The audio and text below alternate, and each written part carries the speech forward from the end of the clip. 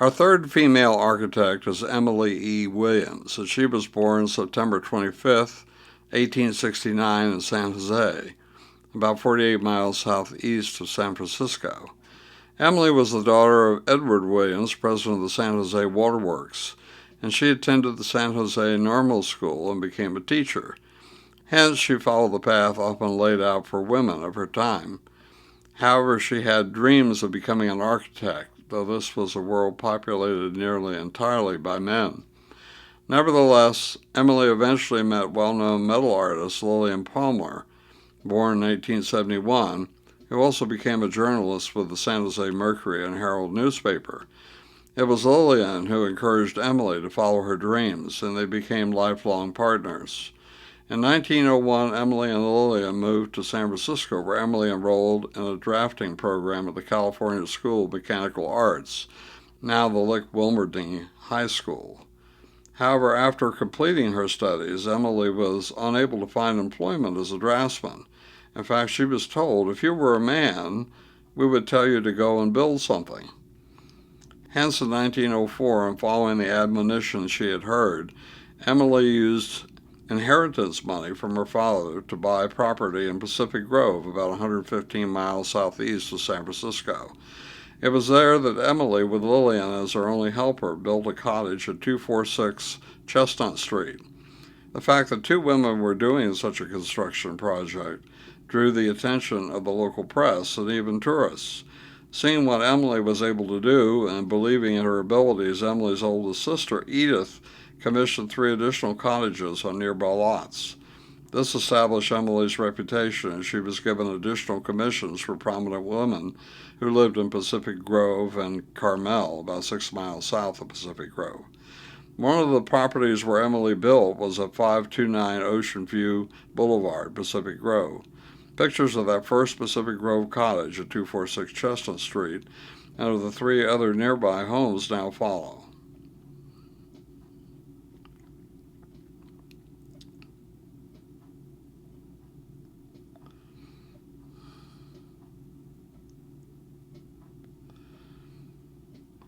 The Pacific Grove home at 529 Ocean View Boulevard is shown in the following figures.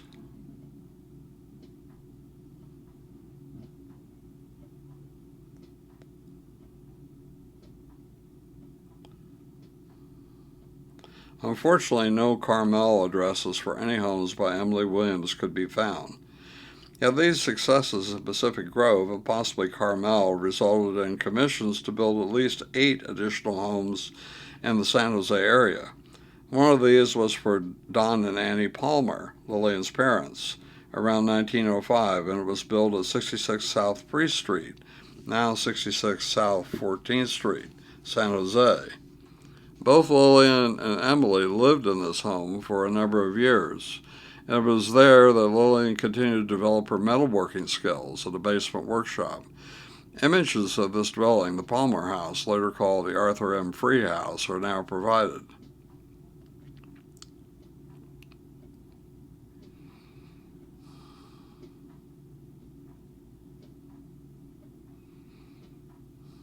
A portrait of Emily Williams is given in the next figure.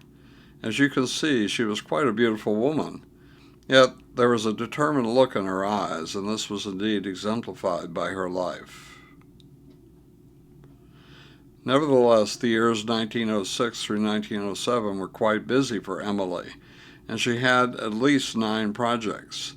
However, in 1908, both Emily and Lillian traveled throughout Europe and Asia. Eventually, Emily studied classical architecture in Vienna, while Lillian concentrated on her metalwork.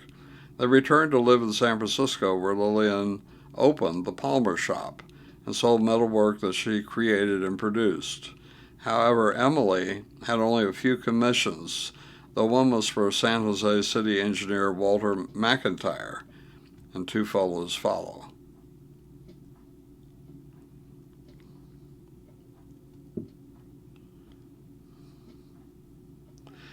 Emily also designed a weekend cabin, Wake Robin, in the Santa Cruz Mountains, as well as her home in San Francisco at 1037 through 1039 Broadway.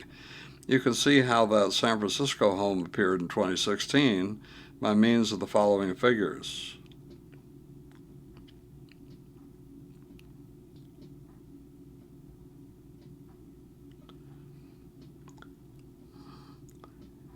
Yet during this period of few commissions, Emily received an excellent opportunity. She was hired to design a booth for the 1915 Panama Pacific International Exposition, and the client was woman-owned and managed Alaska Garnet Mining and Manufacturing Company. This company, whenever possible, did business with other women in industry. Lillian collaborated and designed lighting fixtures for the display. It was interesting following Emily's life by means of ancestry, and some of that information is now provided. 1910 census, Emily was 41. She lived on Willard Street, San Francisco, with Donald N. Palmer, 64, Annie E. Palmer, 63, and Lillian Palmer, 38. Emily was listed as an adopted daughter, though she was in fact Lillian's romantic partner. Emily was also listed as an architect in general practice. 1920 census. Emily E. Williams, 51, was listed as an architect. Lived at 1039A Broadway, San Francisco, with Lillian Palmer, 48. Listed as having a mortgaged home. 1940 census. Emily, 71, lived at 151 Whitney, Los Gatos, California. Lived with Lillian Palmer, 68.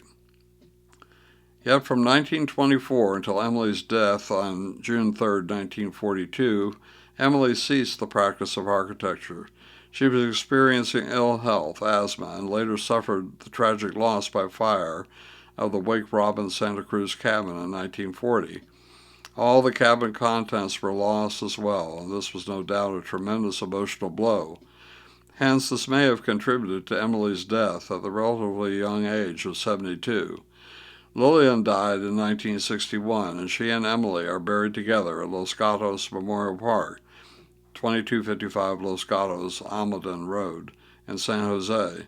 Some photos of the gravestone and cemetery now follow.